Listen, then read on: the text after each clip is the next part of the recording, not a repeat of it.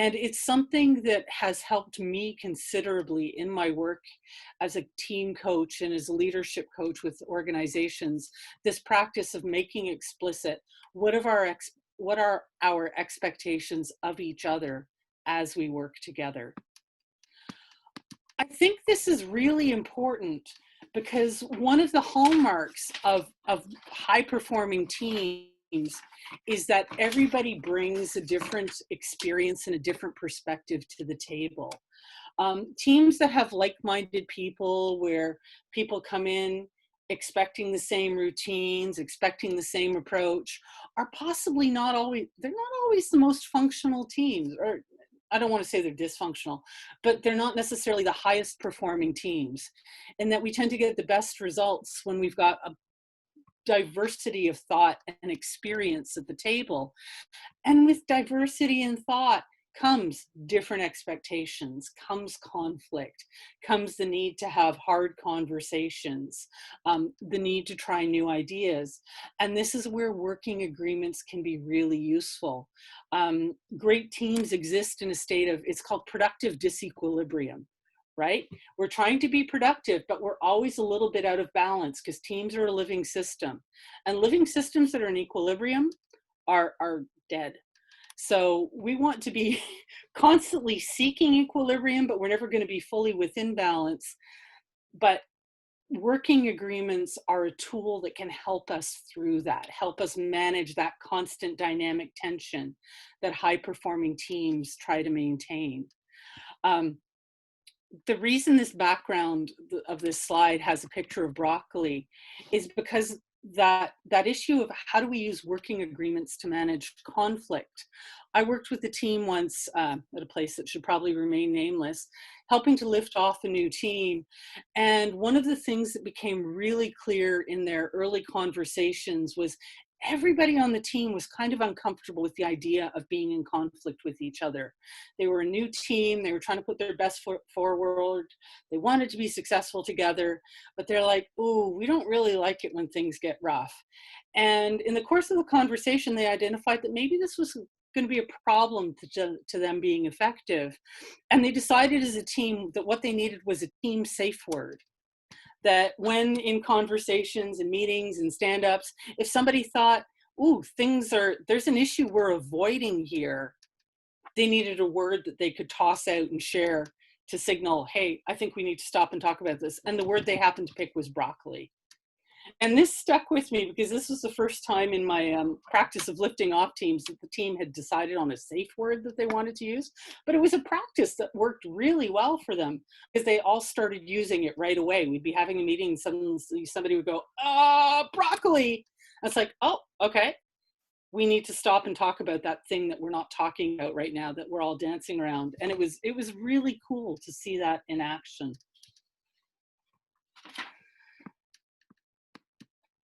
So there's a couple of approaches that you might take to building this alignment as a team to get to work together well. And a couple of the places where I've taken inspiration from and how I use this in practice, one comes from Kent Beck in Extreme Programming Explained, where he talks about the idea of having teams identify their simple guiding principles. Overarching ideas that we agree on as a team that are probably informed by our values, but are a little bit more specific than our values, that help us make the right choices about what we want to do. If we articulate our principles when decisions come up about how do we behave together, how do we react to this situation, we can point to our principles and go, oh, okay, if we follow that principle, this is what we want to choose. Another approach that I often use as well is having more behaviorally focused working agreements.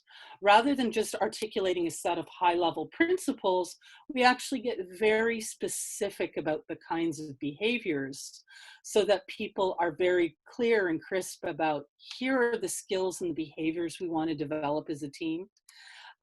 Here are the things that we want to work on right now in order to increase our effectiveness. You can use either of these approaches as the means to help design our culture together. That's really what working agreements, what simple guiding principles are for. It's about how do we co-create the culture we want to have together? How do we align on how are we going to be together in order to be a successful team? So just to give a simple example of the difference between a principle and sort of a more behaviorally driven working agreement, a principle might be something like be present. And this is often what comes out early in conversations about what's important to us. How do we want to be? We want people to be present. Okay, well, what does it mean? What would it look like if we have that? And a more behavioral approach might be something like not having your electronics on the table during discussions, or not using headphones in the team room, or I'm just thinking both of those behaviors aren't really very relevant in a distributed world where we're all connecting through electronics and most of us have our headphones on, but they give you an example of the difference between the high level principle versus the nitty gritty, here's a thing that we want to do differently. So these are also very simple, very simple living documents. And I just wanted to show a couple of examples of what some of the working agreements that I've co-created with teams look like in practice. Short lists of key ideas, whether they're principle-based ideas or specific behavior-based ideas. Clear, easy to understand, co-created by the team, and visible and present as part of our visual management system so that they're there when we need to refer to them. Because that's another critical element of the success of a working agreement. What gives them their power is for team members to be able to look at them and refer to them when you need to, particularly when you feel somebody isn't, and it might be yourself, but when somebody on the team isn't living up to what we've agreed to, it's a lot harder to just go to somebody and go, you know what, we talked about doing this and I don't think you're doing it and it's making me crazy. Versus if you have this front and center, if you have the sort of the rules of the game posted in the team space, sometimes that makes it easier for people to call it out and go, hey, you know what? I think we all agreed that we were going to do this. And I don't think that's what's happening here. What do we want to do about that? Because I'm going to call broccoli on the team. So having it simple, very clear, very visible, and very easy to update as the team matures. Those are some of the hallmarks of a really successful working agreement. So the kinds of things that you might put in a working agreement, often when I start working with teams, a lot of them tend to really focus on the process kind of logistics. When they say, hey, when I say, let's sit down and create a working agreement, their minds jump to, okay, we'll have our meetings at this time and we'll meet here and we'll do that. And they might get into talking about, let's agree that we're going to talk about things face to face rather than using email. But when I create a working agreement with the team, I want to dive in a little deeper than that. And these are kind of at a high level. These are the sorts of questions that we explore in a conversation about working agreements. First of all, we want to get at, for each person, what's important to them as a team member? What to them means, what does being a successful team mean to them? We want to create a collective understanding of what do we value together and how do we show it? The really important ideas are the how do we want to treat each other? How do we want to work together as a team? And what do we want to do when we don't agree? Because I think a lot of us go into a new team with an expectation that everybody thinks the same way we do about how a high functioning team should work.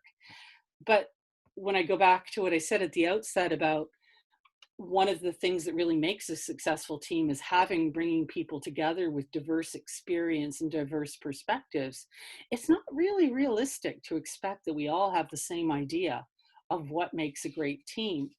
And if we spend a little bit of time up front exploring that, that can really help take us a long way in terms of getting to be a functioning team sooner rather than later.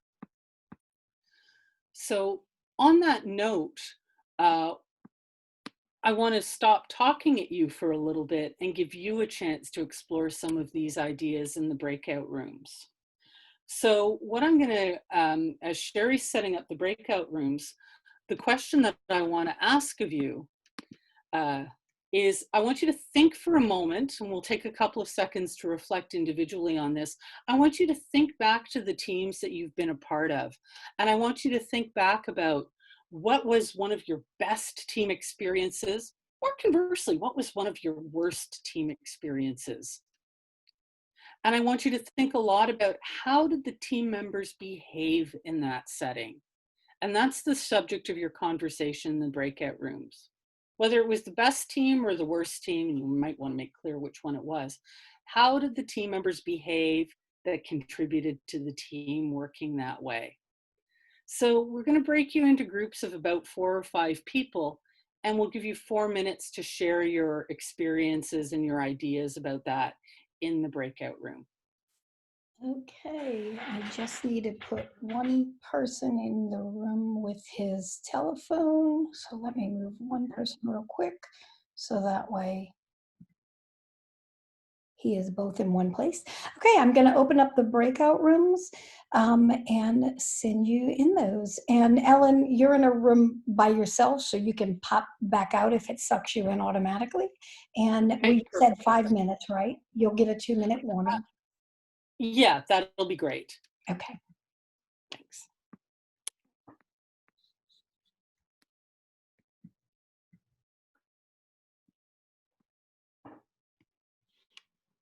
There we go. So I got a breakout room invitation and I just latered it. Okay, good deal. Yeah.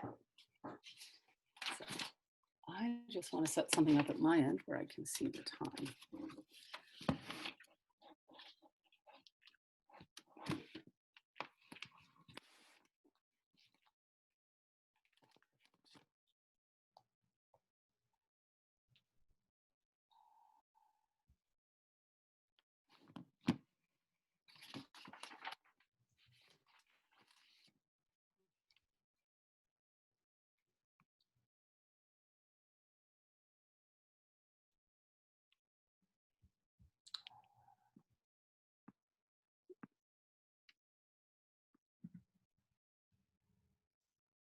Hey, are you in here by yourself? Hold on, let me.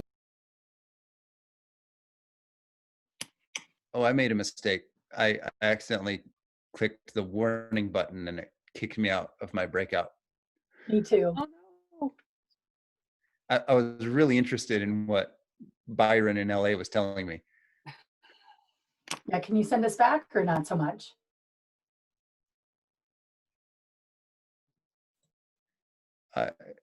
Sherry, you're muted. I see you pointing at me Sorry. and talking. Sorry. Yeah, no, they'll be closed in 20 seconds anyway. That pop-up is like an automatic, you click, there's something in your brain that says, click on it. Yeah. Oh no. Okay. Well, hopefully I'll have a chance to ask Byron to Bryna. email It's okay. me or Hi, tweet Joe. me You're something. fine. All right, Somebody, everybody. Byron, can you tweet me or email me? My Twitter is @JoeJustice0, the number 0. I was really wanting to know what you had to say about that. All right. We're going to have another round in the breakout rooms too. And I think it's possible for Sherry to send everybody back into the same room. Yes, So I you can will. read it there as well. All right, I think everyone's back. Excellent. Excellent. Welcome back. Well, I certainly heard that there were interesting conversations going on in a couple of the breakouts. And I hope that gave everybody a chance to hear firsthand, first of all, about the kinds of experiences that people have had and how there's a real range in what we value as team experiences. Or even perhaps you might have found that some people identified, oh, I had a team member who did this thing and it was the worst thing ever. And somebody else is thinking, but wait, I love it when my team members do that. And this is the purpose of creating a team working agreement, is to make some of these assumptions explicit so that we can decide together, how can we work together to be more successful? And we can be aware of what people's preferences are, what people's, what people really like, and what are the things that are going to make them crazy as team members. Sorry, let me advance my slide here. So this is about it. working agreements are about aligning expectations, about making sure that everybody is on the same page about, for us, for this group of people, what do we think it means to be a good team? What are the things that we need to focus on as a team in order to be a more effective team?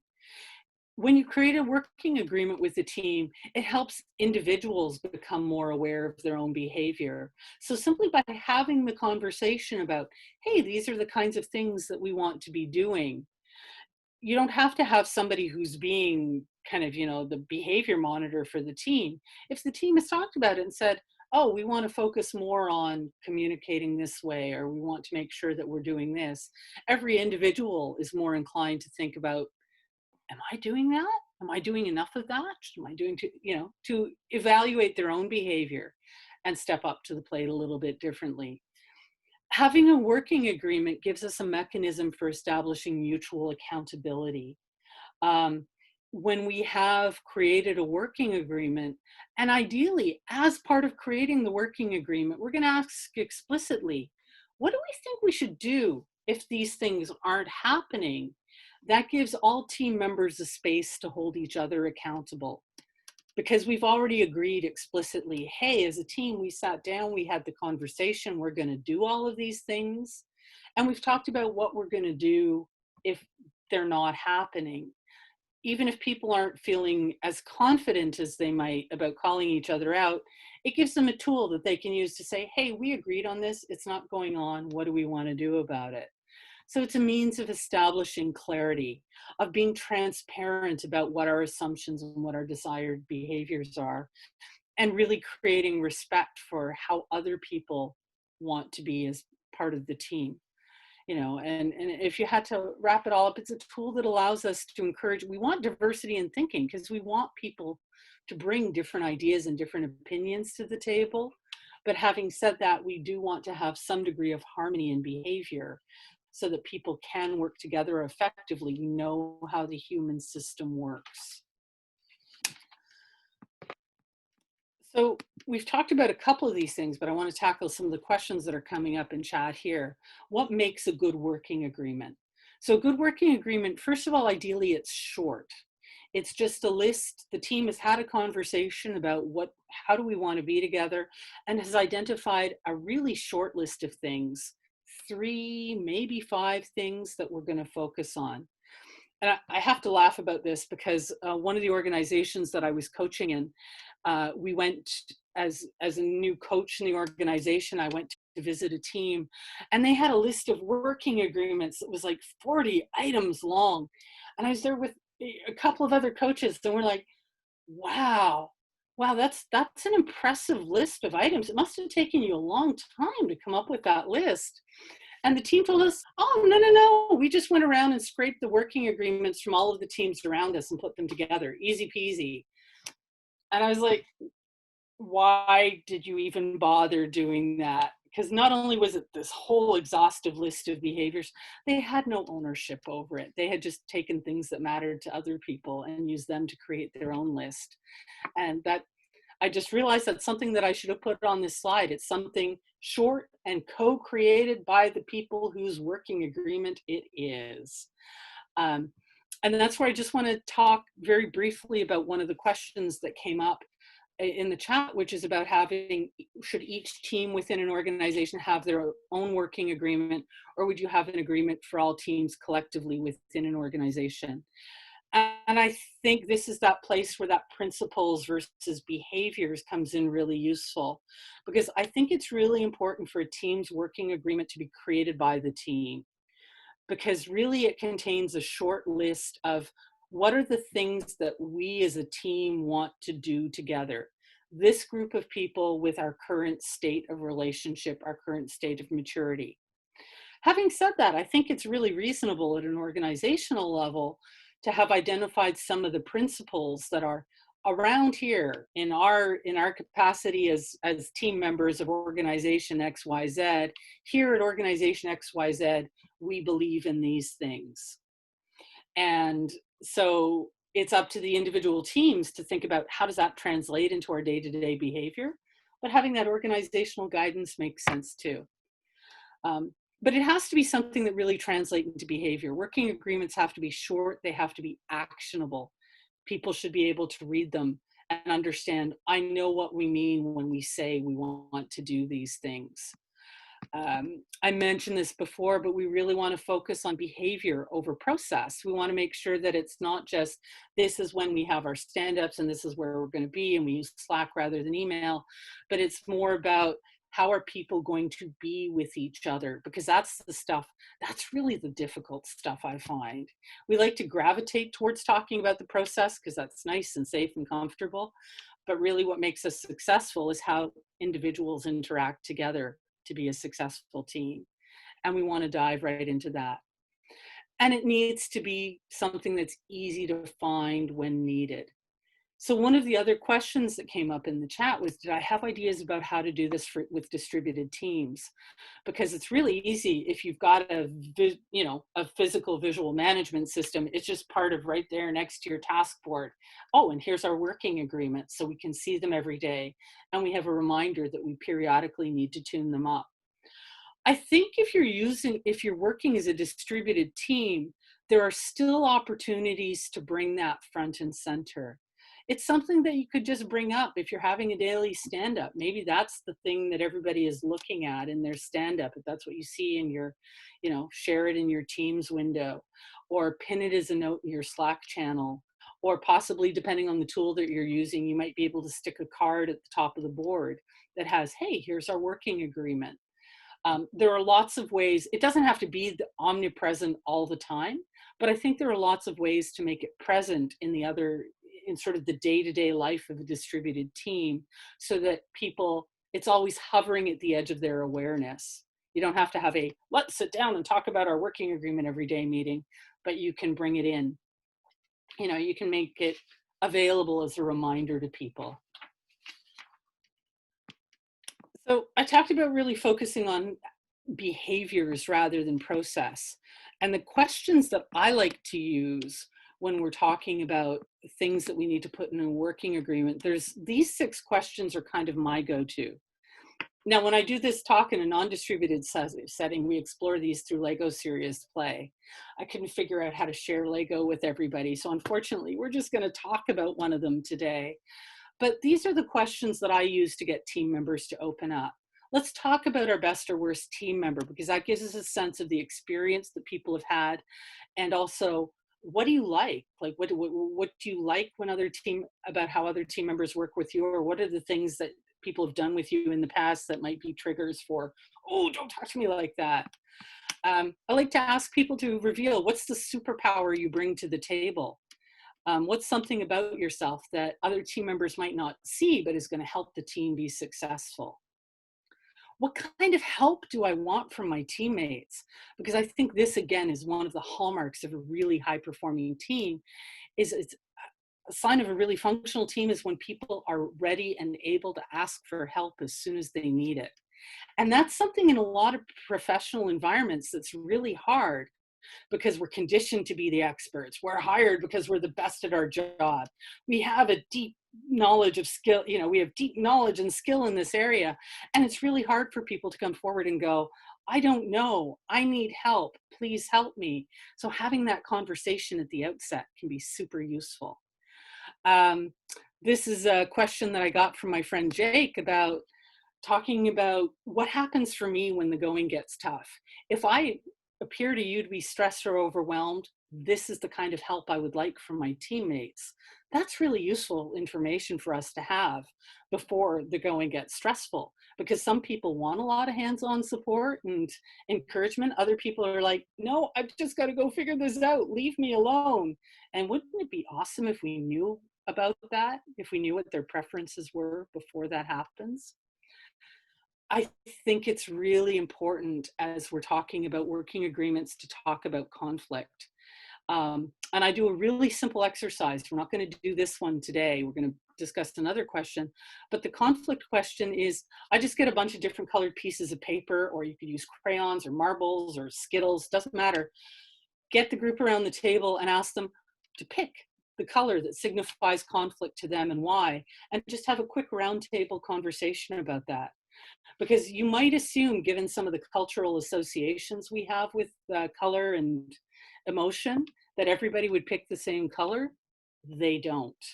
And you can learn some fascinating and really useful things about how all of the members of your team feel about getting into difficult situations just by doing this really simple exercise. And then the last question, which is, again, a really important one, is talking while we're putting together our list of these are the things that we should do. What do we want to do if one of us is letting the team down? How do we, in the event that we're not honoring our working agreement, how do we want to handle that? So everybody knows from the get-go, this is how the process works. I know what's going to happen if we notice that this isn't that what we've agreed to isn't happening. And these 6 questions, I think, are really, really useful for forming a working agreement. I'd like to send everybody back into the breakout rooms for, do we still have time for 5-minute breakout, Sherry? Yep, we still have 20 minutes Okay, left. So. awesome. Perfect then. Because what I would like to do is send you back into your breakout rooms to explore one of these 6 questions. I think I phrased it a little differently between the slides. But the question that I'd like you to think about right now, we'll give you a couple of seconds to think about it, and then talk about in your breakout groups, is this question: what kind of help do you want as a team member? What kind of help do I want from other people on my team in order to be at my best? So we'll give you a couple of seconds to think about that, and then we'll send you into breakout rooms where you can chat with the group that you met with before about what kind of help would you want to be the best team member you could be.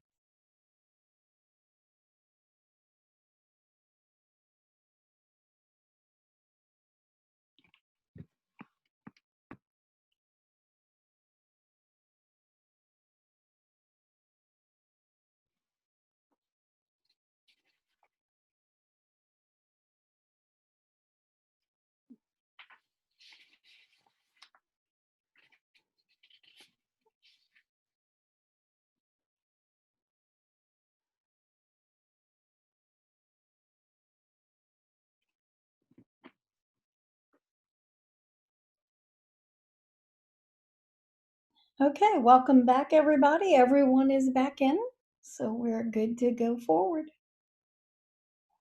Excellent. Well, I hope that brief conversation about what kind of help I want accomplished 2 things. One, hopefully you learned about other people in the group. What kind of help would they want to have to be good team members? Because if we were in the situation where we were starting off a new team, this would be fabulous information to have about how can I help my teammates be awesome. Understanding up front what kind of assistance they want from me helps me to be more of the kind of team member they'd like to work with. Um, it also helps me as a team member think through, well, what kind of help do I want? Those of you out there who maybe aren't, I know I'm not a very introspective person. And while I know what I don't want, I don't think I ever spend much time thinking about, well, what kind of help really do I want? What is this thing that helps me to be more effective at my job? So having these conversations helps us clarify expectations both between team members, but also internally. And I find that really, really valuable. While everybody was in the breakout room, I was looking at some of the conversation in the chat, and there were suggestions about, here's a template you can use, here's a great article, here's some ideas for how a tool that you can use to shape this conversation. And I just want to say there's lots of ideas out there. Those 6 questions that I shared with you in the previous slide, I'll go back to them. These are generally my go-to questions because I find for me, they touch on the important aspects of how do we want to be a team together. They start to build, how do we appreciate each other? They dig into what kind of help do I want from other people? What are we going to do when the going gets rough? And especially if we find ourselves in conflict, give me a clue about what other people expect. Because some people are very conflict avoidant. For other people, it's like, ooh, lots of arm waving and loud voices. That's how we exchange ideas. It's really good to know up front which way the other people on your team are wired. But there are other kinds of questions you might use. You don't necessarily need to use my 6. They're a great place to start. But there are some other kinds of questions you might talk about. You might have an explicit conversation about values. What are the values that we hold together? What's important to us? What matters? What kind of space do we want to create together? Really, you might, depending on the team, I'm not sure I would use this with a new team, but certainly if you were revisiting your working agreement with a team that had begun to work together for a while, having an explicit conversation about how do we increase trust? How do we take it to the next level? But I think it's also the last one here I think is really important, no matter which questions you ask, is how will we know if our team agreement is working? What will we see? What will it feel like? What will we observe? And I think that's a really important thing to keep in mind when you're building a team working agreement together.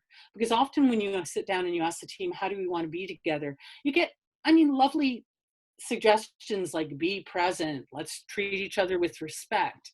But it's really helpful to dig into what does that mean? If we're treating each other with respect, what does that actually look like in practice? What is the observable behavior that signifies respect? Or if we didn't have it for each other, what would it look like? Because that really helps a team come together and create a shared expectation of what we're trying to do. But any set of questions, like as I said, mine work for me, but they all center around how do we create the environment, the atmosphere we want as the team? What kind of behaviors will help us create that atmosphere? You might talk about how are we going to make decisions together and put that as part of the working agreement, and certainly that last bit about how are we going to be in conflict together when it happens. Because I'll say the only places I've seen where conflict hasn't surfaced have been some of the most dysfunctional organizations that I've ever worked with. No, nothing to see here, move along. People just aren't wired that way, my experience. So a simple framework that you might use for thinking about how do I have a working agreement conversation is getting the team together and just first of all, setting the context. Why is it important to create an agreement? Why does it make sense for us to invest a little bit of time aligning on our expectations about how we're going to be together? Spending a little bit of time investing in some of those exploratory conversations, like the questions that I suggested that really get at what's important for me? How would I like to be helped? How can I help other people on the team without diving right into what are the behaviors we are going to agree on? Spend a little bit of time exploring the topic. After that conversation, that's where you might ask the team members, oh, okay, given all of the things that we've talked about and given what we know about each other so far, what do you think, if we're going to create a team working agreement, what do you think the specific behaviors we need to include in this working agreement at this time are? And that's where those questions about, well, what would it look like if we had it, or what would it look like if we don't have that, can come in helpful, because sometimes people will still propose higher level, be respectful, let's be nice to each other, make sure every voice is heard. And those are all great things, but sometimes those aren't enough direction to let people know, really, this is what it means when we're making sure every voice is heard. So get the team members to propose the specific behaviors they think are important at this time. And then as a team, decide on which are the ones that we want to focus on, because you don't want to overwhelm people with a list of, here's the 10 things that we want to do. Here are the 2 or 3 or 5 that are the most important to us right now and that we're going to pay attention to. And then, like any good meeting, let's make sure that we agree. So we'll do some sort of confirmatory thing to make sure that everybody's bought in. And then a checkout of the meeting. And I just included this in the list of the framework because I really like this question. While I was putting together these slides, I read a blog post from Jimmy Janlin. And the checkout question he suggested was, which one do you think will make the biggest difference? Which one is your favorite? And I love that as a way to get people to really focus on what have we decided to do here together? What part of this am I really excited about? I also think that question might be a little very useful a little bit earlier when you're trying to select the behaviors. If you can't decide, which one do you think will make the biggest difference? Let's focus on that right now.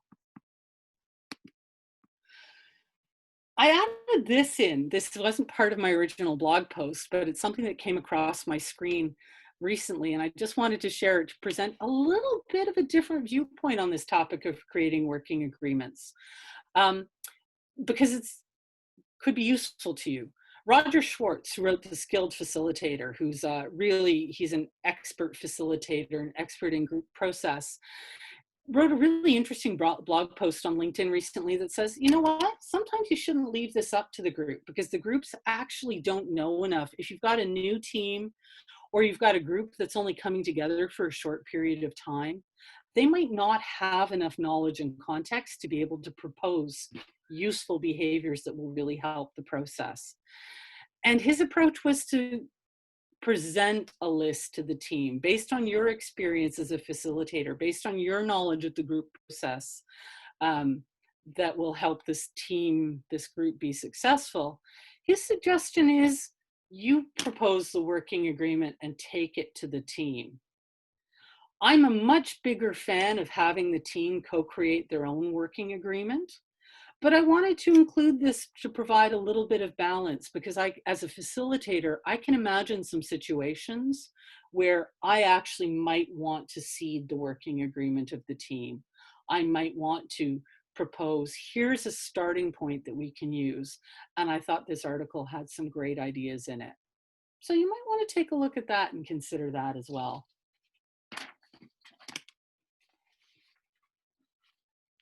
So on that note, I'm just going to go to the last slide. I just want to give you some ideas of some places that you can go for more information. Of course, there's the blog post that I wrote, which is why I'm here today, about how do we build team working agreements? And it revisits a lot of the stuff in this presentation, clearly. Why is it important? Here's some questions that we might ask in terms of how to do it. Here's how we attend to the care and feeding of our working agreement. I was inspired in a lot of this by Ashley and Diana's book on liftoffs, because I think working agreements are critical to getting a team off to success. And there's some additional material in there about some examples of how they've done this in a variety of settings. And if you're looking for inspiration, that might be a place that you would go to. The other two places, the article by Jimmy Janlin that I mentioned, which was a great approach on bootstrapping teams with a working agreement. And then just take a different viewpoint, the article from Roger. I'm going to stop here and just find out if there are any questions that I haven't addressed, any new questions that have come in. Yeah, we have two. One is, would you suggest having the team craft working agreements as part of a retro or in some other meeting? I try to do it actually at the outset, like rather than waiting to, unless you're having you might tune your working agreement during a retro. That's a great place to sort of think about, hey, do we need to adjust our working agreement based on what our current ambitions are, based on the improvement ideas that we have in mind? But I think to actually initially create a working agreement, that needs to be part of it's got to be at the start rather than at the after. And a retro is always after we've spent some time together.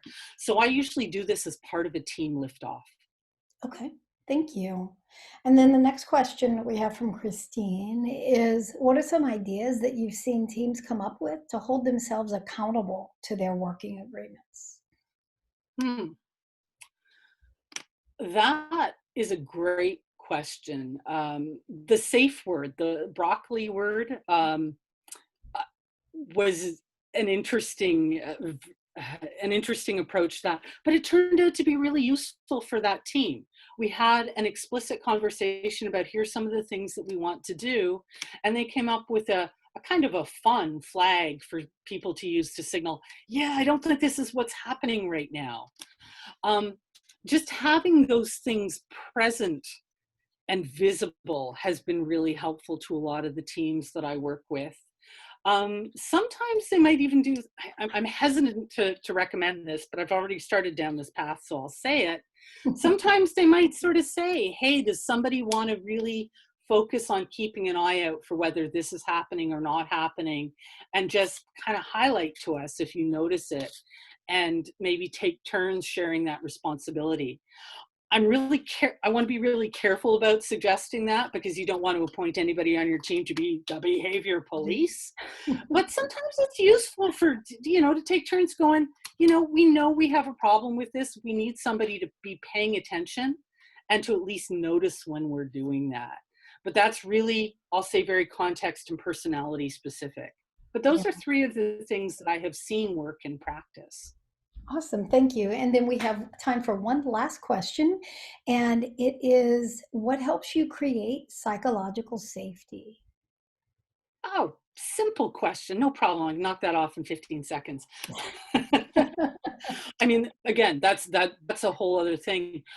In terms of creating working agreements, I think one of the things that's the most important in terms of creating psychological safety is really helping the team understand that this is something that this is a tool they are creating for themselves.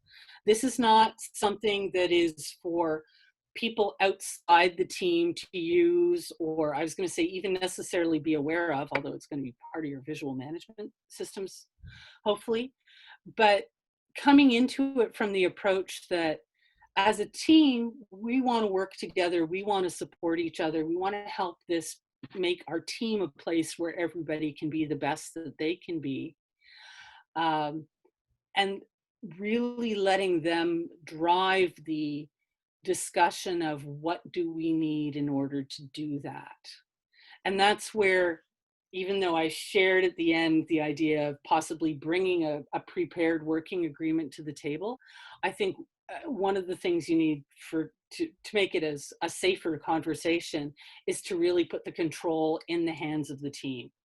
Mm. It's not about what I expect of you, it's about what you expect of yourselves, and do everything you can in order to reinforce that. Awesome, thank you.